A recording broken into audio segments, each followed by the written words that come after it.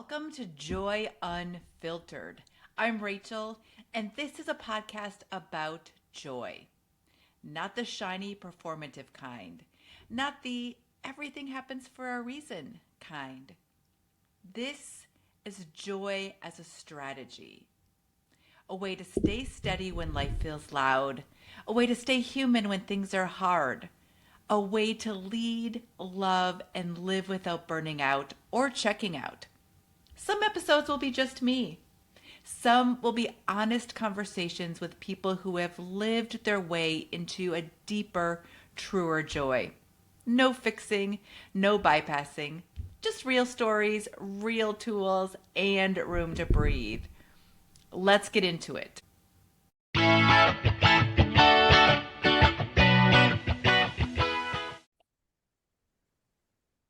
Well, welcome back or welcome to Joy Unfiltered. I am Rachel, your host. I am delighted that you are here with us wherever you're listening today. And I have another amazing guest with me. So let me get him introduced so that he can spend much more time talking than me. I have with us today Andy Neillie. So let me just read a little bit about Andy. So wish your managers would stop managing and start leading. When stakes are high, your managers need to operate as high-performing leaders. Andy knows exactly how to get them there. As a business coach, best-selling leadership author, award-winning speaker, corporate trainer, coach, and consultant, Andy has spent the past 20 years speaking, training, and leading teams. He owns a $3 million local retail business and works with Fortune 500 companies, small and mid-sized businesses, trade groups, and associations to develop stronger, more effective leaders. Andy brings real-world leadership experience to every room. He has led operational and sales teams, managed key leaders, carried a full P&L responsibility for several $1 million in annual revenue.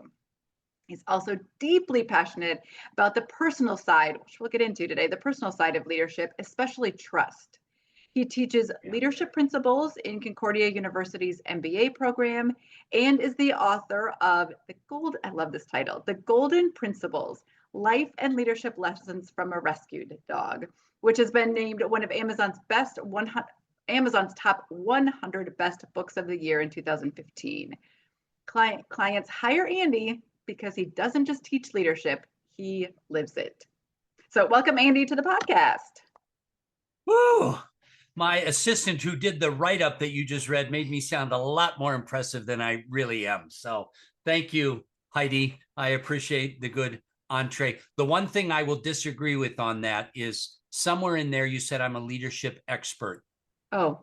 Rachel, nobody's a leadership expert. It is always a journey we're under. And so if I have any leadership chops, it's just because I've just made some stupid mistakes along the way and have learned, well, you did that 3 times, Andy. Don't do it a 4th time, okay? So fair. I will accept that change. That I will note that for the next conversation. Okay. All right. Yeah, and we were talking a little bit before. We've got some things in common already. We were talking before I hit record. Those of you who've listened to the podcast before know that I'm in Minnesota, but have spent time in Austin, Texas, which is where you are today. Yeah.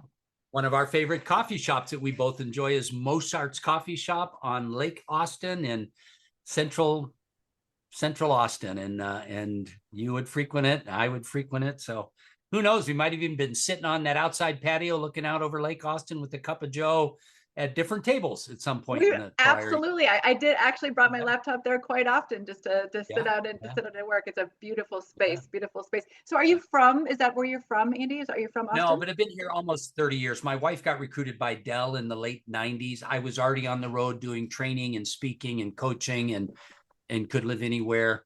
But Rachel, I think my heart is a Texas heart. So I am one of those people that when I got here, I realized this was the place that, I probably should have been born. So I'm a Texan through and through. I had that bumper sticker for a while that you can tell the newbies that like it. I may not be a native, but I got here as soon as possible.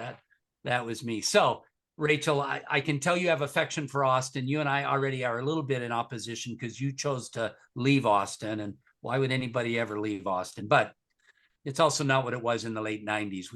I just saw the news came out today. Austin, the city itself, for the first time ever passed 1 million people. So we've gone from being a nice, big, small town to number 13 in the country, I think, or something. It's, we're the size of the Twin Cities now. I did hear that, and I was told even before I moved there that I might have missed the heyday there. Although it was a delightful place to be, but I would have loved to see the growth of it, or before maybe the growth of it. So, but anyway, great. I love that, and I love that we have leadership, and even reading through some of your things, Andy, I think one of the pieces is that, putting that personal piece into leadership, because right at the heart of it, all leaders are people, right? Yeah. Well, and it lines up with your passionate message around, finding the joy in your life.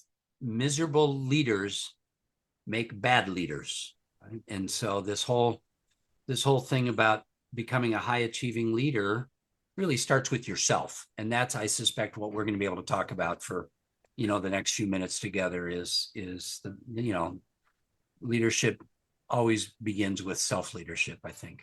I agree. So one of the things, and we'll just start off with this. And if you've listened to the podcast before, you know that I talk about, or we often talk about, joy-led leadership. And in joy-led leadership, I talk about 4 different things. I talk about energy over endurance, talk about regulation over urgency, integration over compartmentalization, like bring your whole self to work, don't leave part of yourself at the door, and then community over competition. Yeah. So those 4 things, and I think your premise then to start with is, in order to use any of those things, you really need to know yourself first. So when you're working with leaders, is that something that, do you have those conversations with them first about how do they know themselves? Yeah, the challenge I find is, you and I work in a corporate marketplace where I am hired because there's some type of ROI issue. And so I am typically brought in to improve skills or behaviors or to change context. And so I don't get to walk in and say, hey, what we're really going to do if we do a good job is work on who you are. You kind of have to sneak into those. Sneak is too strong a word. You have to earn permission to move into those conversations. A lot of times I do that through, I've got some self-assessment tools that I use. I'm a licensed practitioner of the Wiley tools of self-assessment. So DISC, Work of Leaders, 360, Agile EQ. And so a lot of times those assessments help the managers I'm working with hold up the mirror. And then they and I can be on the same side of the table looking at this self-assessment together. And I'm asking them, what do you think this means? And they're asking me, what do you think this means? And that leads into the conversations.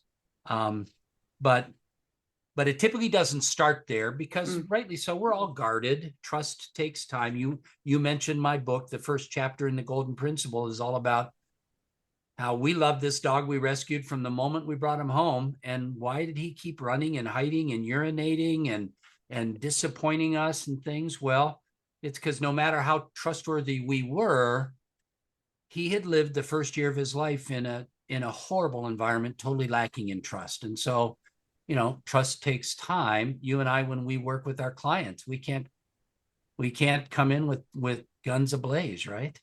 Right. So let's talk about trust. So, because I think there's 2 sides of it, right? We need to build as a leader. So I need to build trust. I need to be trustworthy, but I also think that I need to be trusting, right? So I need my teams to trust me, but I also need to trust my team, right? Yeah. So it's interesting. I just had a conversation with a sales leader this morning, and the whole movement on the internet in the 2020s, at times it just gets a little too campy for me. And it's kind of like, love your employees, treat them like family. And I have a pretty strong position about that. Employees, team members, your company is not your family. If you're a leader in your company, you're not allowed to allow weird old Uncle Harold showing up at Thanksgiving making rude remarks. That happens in the family.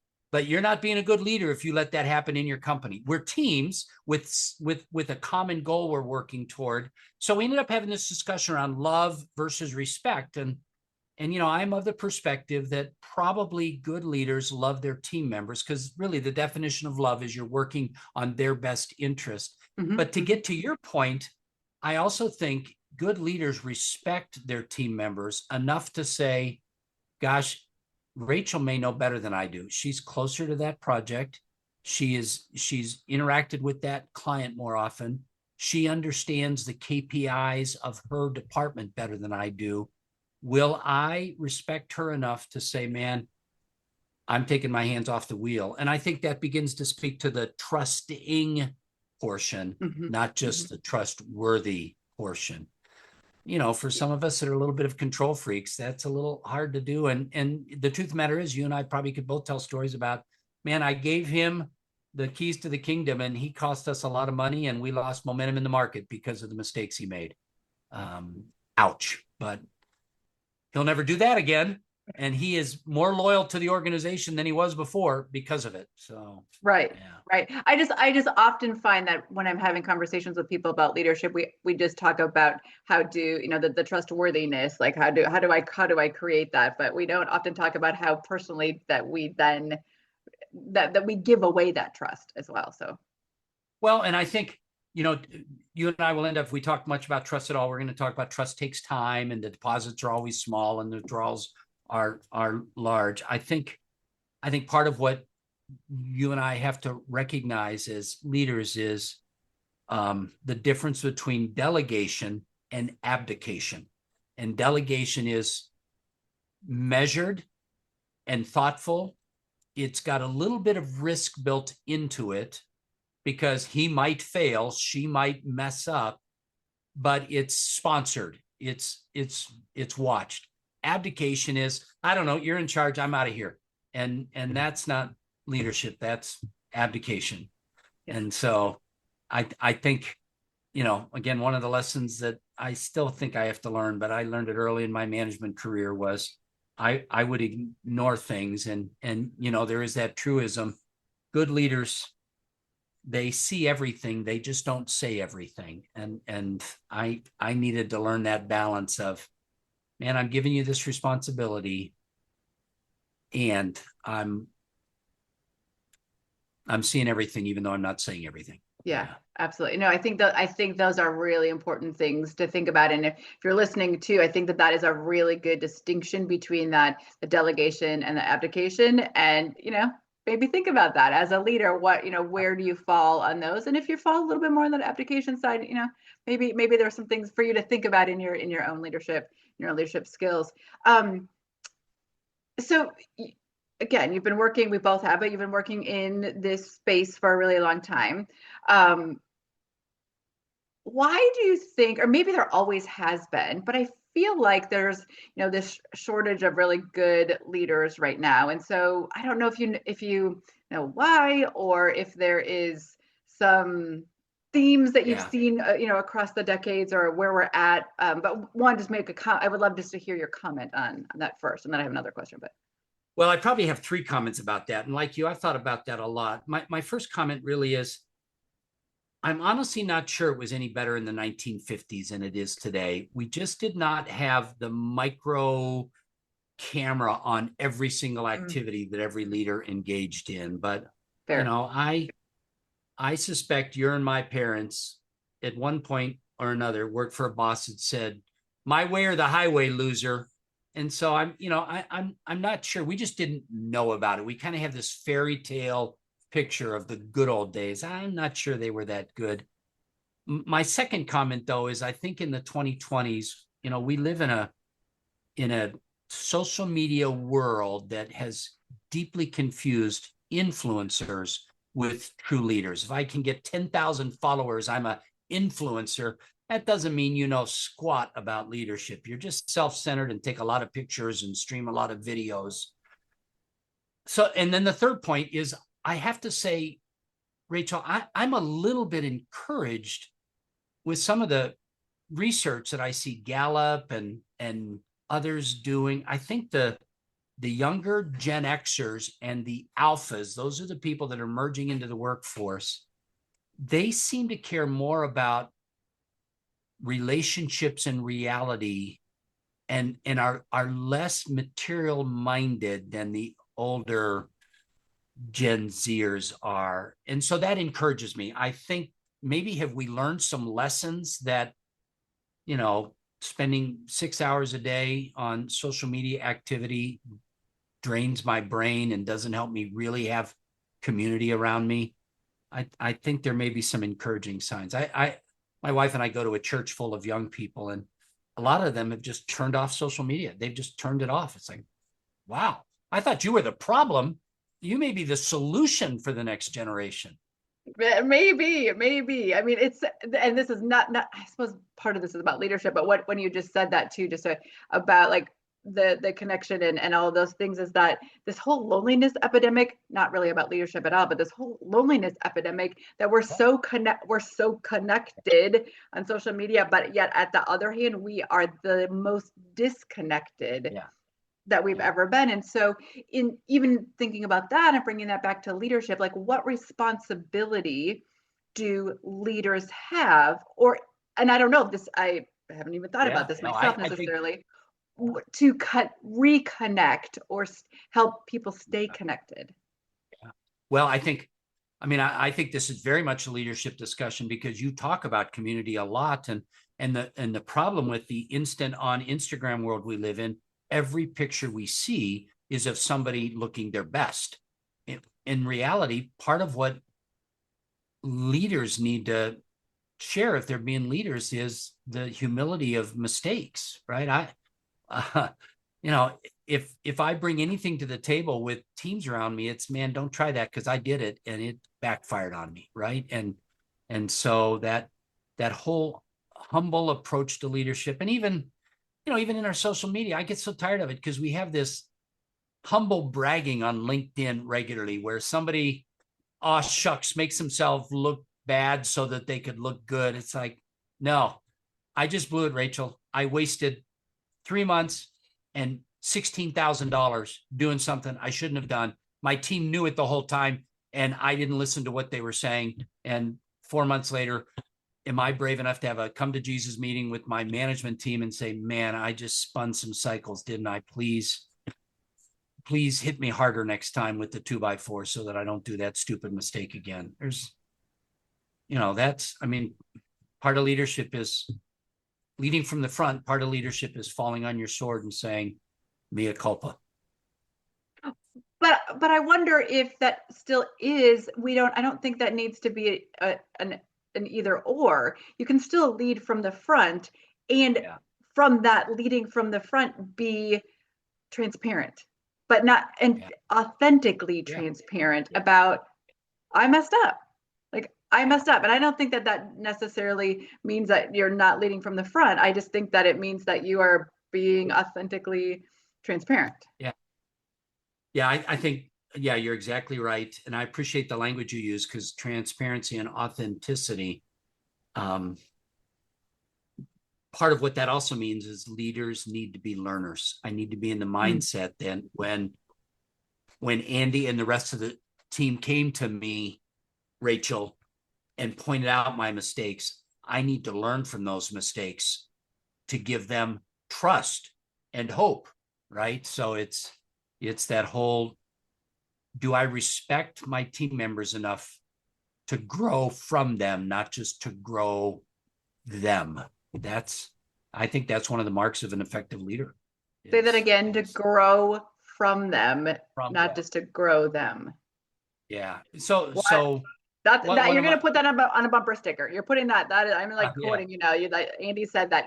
You say that again. So you're, as a leader, you are learning to grow from your people or from your team, not just grow them. I love it. Yeah. So one of my classic examples, you mentioned, I've owned these retail businesses, 9 to 5 storefront, 6.5 day a week businesses, while I've been traveling 5 million frequent flyer miles of doing keynotes and workshops.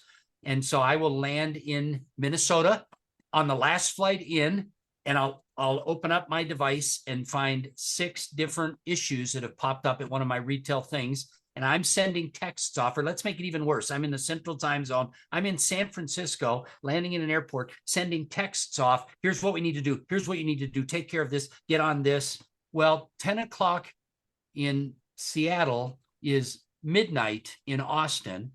And all of a sudden, my management team is getting texts from the owner of the company at midnight on their bedstand. And I finally had one of my senior leaders say, Andy, stop it. You're not allowed to text us anymore. You can text us during working hours. If you need to communicate to us outside working hours, it's email. Stop texting us. Well, it's like that. I mean, I was just trying to be responsive. I was trying to let you know I'm involved and engaged, even though I've been in the air for the last 3 hours. Well, that was wrong behavior. And so leaders need to respect their team members enough to learn from them, not just to teach them. And then, you know, again, you're smiling and nodding because that's not just a bumper sticker. That's something that I had to say, man, I made a mistake, right? Yeah, and I mean, and you've shown that you live that, and I appreciate that about how you can speak about leadership. So you're speaking about it, but you're also living it at the same time. Yeah. My question then is, you know, getting back to that authenticity and transparency, which is what we were just talking about. But what if I'm listening to this podcast and I'm thinking, whew, I don't do that. I'm not there. I don't know how to admit my mistakes. I am not. But I want to. Yeah. So what steps might I take then as a leader to start to move towards this transparency and authenticity? Well, let's talk about that continuum because I love the language you've used. Transparency and authenticity. There is a continuum of transparency to vulnerability. The truth of the matter is the 50-year-old business leader that's got 23 years of experience in that business shouldn't say to the 23-year-old who's got 7 months of experience, man, I'm going to do whatever you tell me to do, because they haven't been on the same journey. I can be transparent. I can laugh about my mistakes. I'm a lot more careful with who I let speak into my mistakes. It happens slowly. So that's why, you know, in my book, The Golden Principles, first chapter is about trust takes time. Trust is a 4-letter word, T-I-M-E. And so you start small. You make a little deposit. You tell a little bit of a self-effacing story. You laugh at yourself in small ways. You let them laugh at themselves in small ways, in safe ways. And slowly that transparency moves toward a little bit of vulnerability till you get to the point where I say, Rachel, I can't deal with that client anymore. I know I'm supposed to lead this team meeting. I don't have enough patience. You are more patient than I am. Can you lead this call? Because I'm going to say things I shouldn't say. Man, if I said that to you right up front, that'd scare you, that'd scare me, that'd probably scare the client. But if you and I have made enough of these deposits along the way where I know she's still going to honor me as a senior person in the room, she's going to make me look good in front of the client's eyes, she's going to echo my business decisions in this meeting, but she's not going to get angry or frustrated or overstate or the things that I have to do when I'm with this client. I don't give you that permission day one, but I should be moving toward giving you that permission and you giving me that permission as we take those steps along that continuum. Right. So it is what I'm hearing then, it is starting to do that. Like you need to start to give some of that. You don't all of a sudden, I mean, when I talk about this integration over compartmentalization, you don't just, which for me means bring your whole self to work. That doesn't necessarily mean I have to share the whole fight that I had last night with my partner to everybody in the team, right? But I am going to be vulnerable to say, look, I'm having a bad morning because things at home weren't great this morning. And I just have to say, I need like 5 minutes before or something, right? Like you don't, and that's what I think. That's what I think the internet or the social media, going back to your point before too, has it wrong.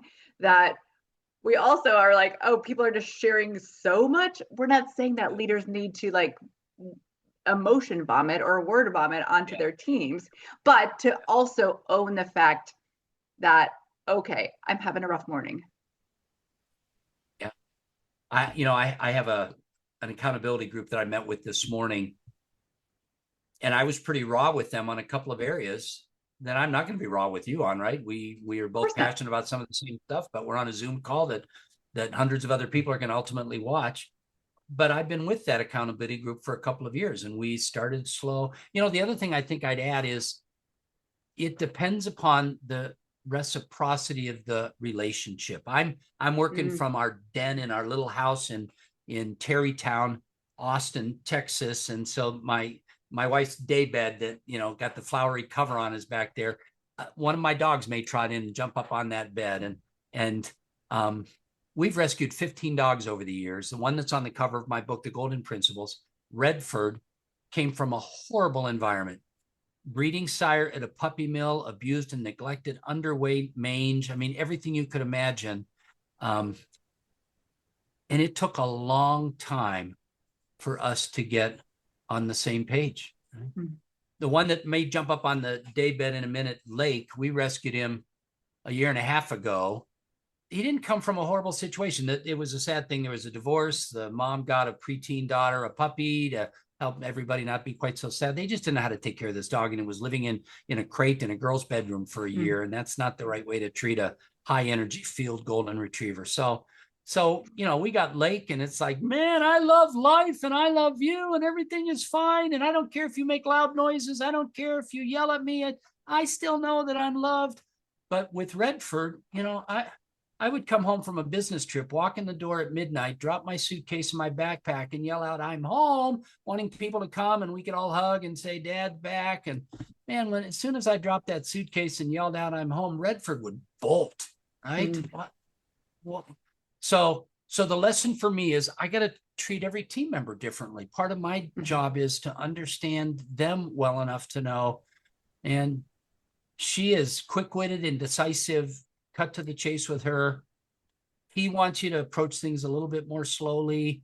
Deal with that. Oh, there's Lake right there. He just I was going to say, Lake. For those of you listening, Lake just walked into the room. So now we are blessed with good dog energy as well. So that's exactly right. So I think part of the responsibility of a good leader is to learn their people, and that's an area that I'm not as good as I'd like to be. I am a closet introvert, and so I don't have my radar up the way you do. Obviously, I've listened to some of your podcasts. You're just a people savant. My wife is that same way, and so I have to work a little bit harder at it because I'm kind of the Toby Keith in our house. I want to talk about me. Toby Keith's country western artist who has a song from 10 years ago. I'll talk about you all the time, honey. I just love everything you got going on, and occasionally I just want to talk about me. Well, yeah. I'm kind of the Toby Keith of our house. So I love it. So turning it back then to me a little bit, maybe, or turning it back to Joy. Let's turn it back to Joy. So I'm, exploring, and those of you listening that I've listened to this podcast for a while know that this is Joy has never been a new exploration for me, but we're really talking about it in terms of leadership terms. But would love your comment just on joy or fun or laughter or how that plays into the workplace or to leadership. And this is a little bit of it, just off the cuff question, but would love to love your and part of what I love about your approach is I think that challenges some of our thinking, because we're always thinking about KPIs and measurements and team development and client facing communication and yet I think we also need to make a mistake, or we need to make a distinction between resolute joy and surface happiness. When COVID hit 6 years ago, 6 years and 2 months ago, I owned 3 retail establishments with 75 employees, and we were told to lock the doors. And I have chills right now. I can't believe it's been 6 years and 2 months and 2 days or something, right? I mean, it's almost exact. Right. Yeah. And I just remember, man, none of us know what to do. So we're just going to get on a Zoom call. Zoom was new to all of us. We're trying to download it to our laptops and figure out how to run it and go get a $400 Logitech camera. No, not going to happen. And we got together every day as a management team. We ended up borrowing the term or coining the term confident uncertainty, because we didn't know what the government was going to say the next day. We didn't know what our families were going to say the next day. We did, but what we knew was today, here's what we know. And so we could have a resoluteness around what we were going to do today. We're going to reach out to our vendors. We're going to reach out to our partners. We're going to reach out to our customers with this messaging. If it changes tomorrow, it'll change tomorrow.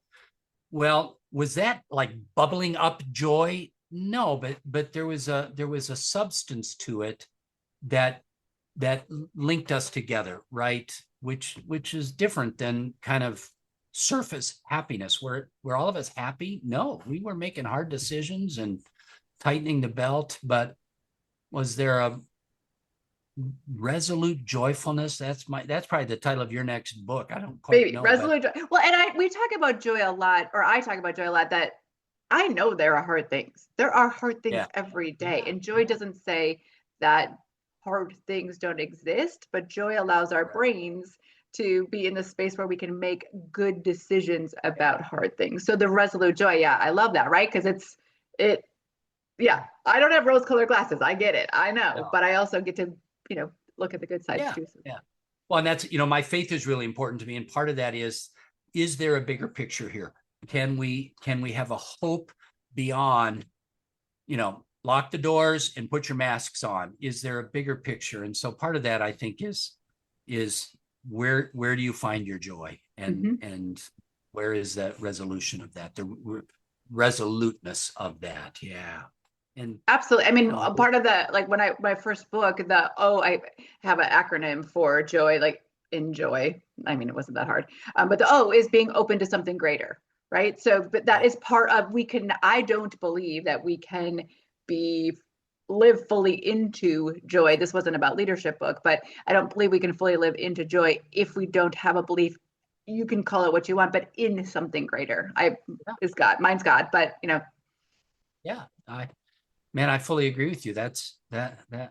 And the wonderful thing is we live in a world where we have space to do that, right? Again, that's where I go back to, the 1950s, the person working in a steel mill or driving a bus in 1953, did they really have margin to ask some of these bigger questions? No, they just got to get the next steel ingot out of the furnace, or I don't know, I'm making things up, but the fact that you and I have the privilege to even think about this is one of the benefits of living in the 2020s. I think that we take for granted at times. This is a pretty nice time to be alive.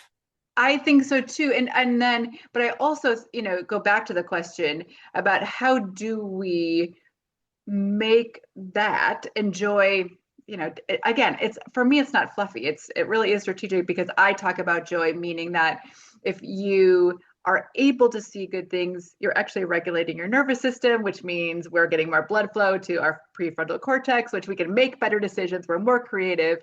We can see more solutions, all of those things, right? So it's an actual brain thing. Yeah. So how do we talk about that then in leadership terms? So, I mean, when I was on your website and listening to some of your podcasts, as we said, in preparation for today. And I think that's the thing that probably resonated the most with me, was that regulation of your nervous system, that if we do what Rachel is saying, we slow down the fight or flight syndrome that the 2020s seem to demand of us so much of the time. For me, very practically, I call it the leader's hour. And it's not a full 60 minutes, but it's a lot of the good leaders I work with. They start their morning with maybe some spiritual disciplines, some physical disciplines, some journaling, some looking at the day ahead and thinking about the interactions they're going to have and the things they need to accomplish. This leader's hour that probably allows them to be better prepared to bring some of this resolute joy that you're talking about, where I'm not being flippant. It's not like, let me go into the office and crack a joke. It's just, today is going to be a good day. This week's going to be a good week. This quarter is going to be a good quarter, because I have some perspective. And so as I was thinking, gosh, if I was going to incorporate Rachel's help me regulate my heartbeat, the way I do that is spending that leader's hour. I don't do it every morning, but my best days typically are started by a leader's hour. I love it. So what does I love that is I wrote it down. I take a lot of notes. I learned so many things and I love Yeah, language. me So too. that what a really important way to label that. So leaders hour. And I agree with you. So what would your, and again, we're never perfect, but what would Yeah. your utopian, what would your leaders hour look like, Andy? Well, so for me, physically, it Yeah. involves a full bottle of water within about 30 minutes of getting up. My brain just all of a sudden gets a little juicier when I just get 24 ounces of water in me. Um, I'm a big CrossFitter. In fact, Rachel, Oh, we could talk more about this because I can tell your fitness is important to you. You got some shoulders on you there. I'm launching an athletic movement called Fit Old Dogs because I want to be a fit old dog. We're big CrossFitters in my family, and so time at the CrossFit gym, and then the spiritual disciplines I have sitting right next to my desk at home, even before I get in the office. 365 days through the Bible, about a 10-minute reading I do every morning that just centers my thinking. I have a prayer app and a journal app on my iPad that on my best days, I start my day there. And then I look at my calendar and to-do list. But I appreciate what you said, echoing. I don't do that every day. In fact, I think I I wrote a blog a while back that kind of cycles through my LinkedIn that I start every morning with this. I got, man, I got to go in and change that because I I start many mornings that way. I'm not as consistent as I should be, but those are the types of things that help me get in front of my day and give me the resolute joy that you talk about. well, and I like that you said that. And one of the things, because you do a lot of reading, and what are successful CEOs doing? What Yeah. are the things? And honestly, if you took everybody's things from social media, you would spend like the first 4 hours of your day like doing whatever. But which I don't think is, that's crazy.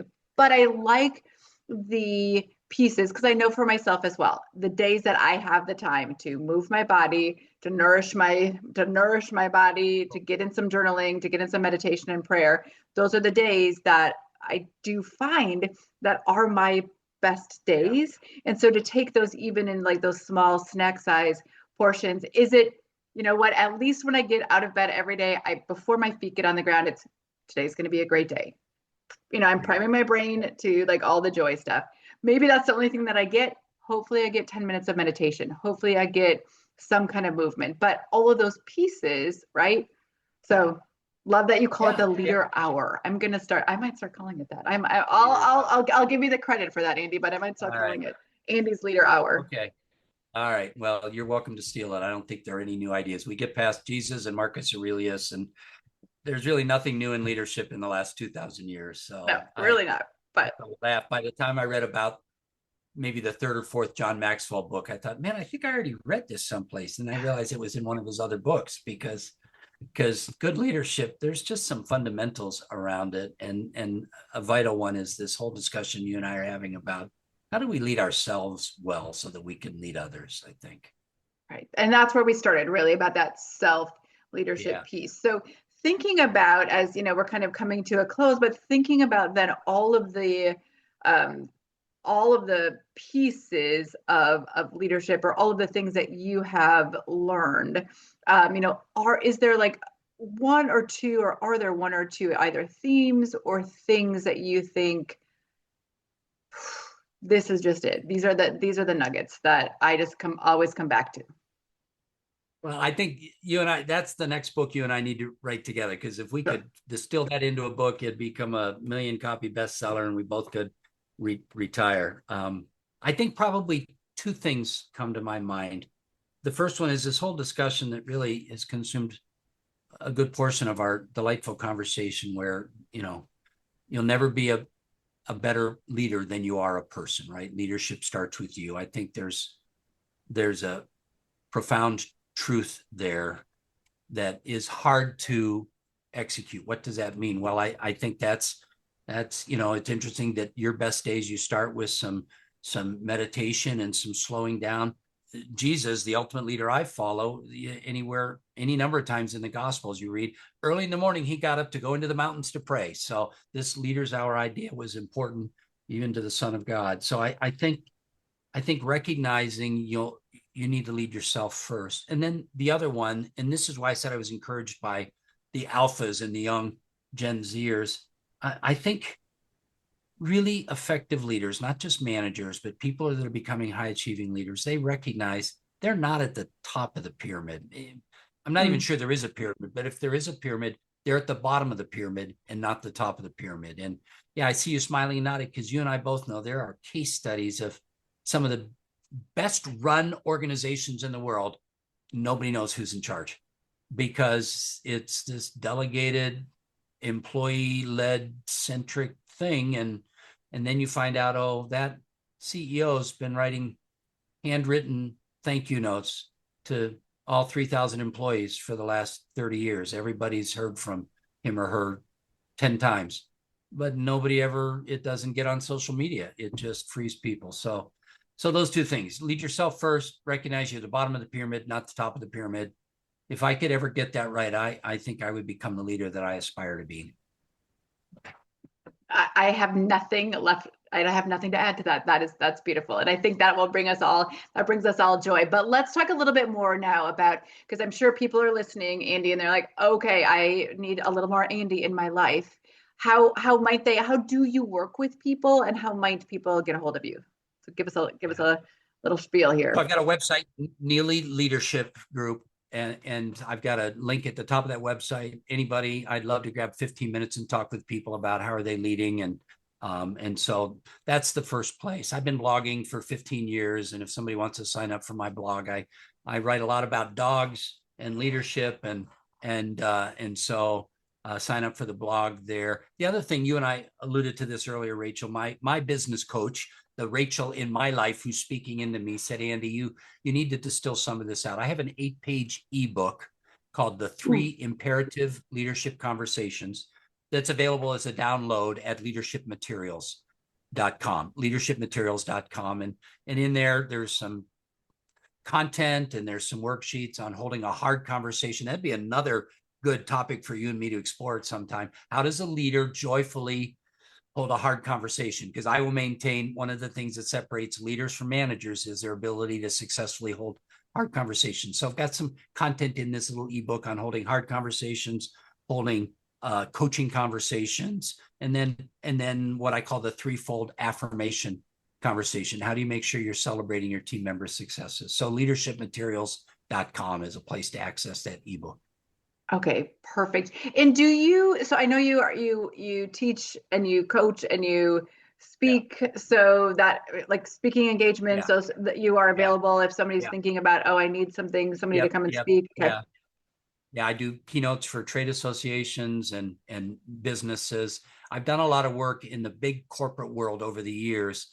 The last 5 years, because I am a small business owner myself, just real honest, public personality, my voice is more relevant to small business owners. So I'm doing a lot of work in like the trades and construction. Because I live in Texas, I do a lot of like speeches and workshops for cattle associations and community banks, and lets me put my cowboy hat on and my boots. So I work primarily with organizations, but then a lot of times what will spin out of that is, man, the leadership team of this privately held business has got 12 people. Andy, can you come in and do some of those self-assessments and meet with us one-on-one? And so I get the privilege of doing that.